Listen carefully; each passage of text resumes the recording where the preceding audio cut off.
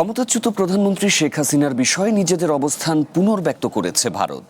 শুক্রবার সংবাদ সম্মেলনে ভারতের পররাষ্ট্র মন্ত্রণালয়ের মুখপাত্র রণধীর জয়সওয়াল জানিয়েছেন, নয়াদিল্লিতে শেখ হাসিনার দেয়া বক্তব্যকে সমর্থন করে না ভারত। এদিকে শেখ হাসিনাকে নিয়ে ভারত সরকারের অস্বস্তির কথা তুলে ধরেছে বিবিসি। শুক্রবার ভারতের পররাষ্ট্র মন্ত্রণালয়ের মুখপাত্র রণধীর জয়সওয়াল জানান, নয়াদিল্লিতে গত ৫ অগাস্টের সংবাদ সম্মেলনটি ছিল বেসরকারি উদ্যোগ। তাতে ভারত সরকারের কোনো ভূমিকা ছিল না। I am reiterating it here. Government had no role to play in what was an event by a private media entity.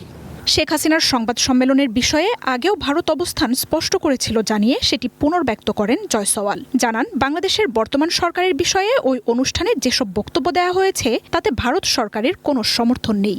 कि सरकार उस मंच से कहे गए जो भी शब्द थे उसका समर्थन नहीं करती है। সংবাদ সম্মেলনে বাংলাদেশের পাকিস্তান হয়ে ওঠার যে দাবি উঠেছে সে ব্যাপারেও সরাসরি জবাব দেননি জয়সওয়াল। তবে প্রতিবেশীদের সব কর্মকাণ্ড পর্যবেক্ষণ ও জাতীয় নিরাপত্তার কথা মাথায় রেখে সেই অনুযায়ী ব্যবস্থা নেওয়া হয় বলে মন্তব্য করেন তিনি।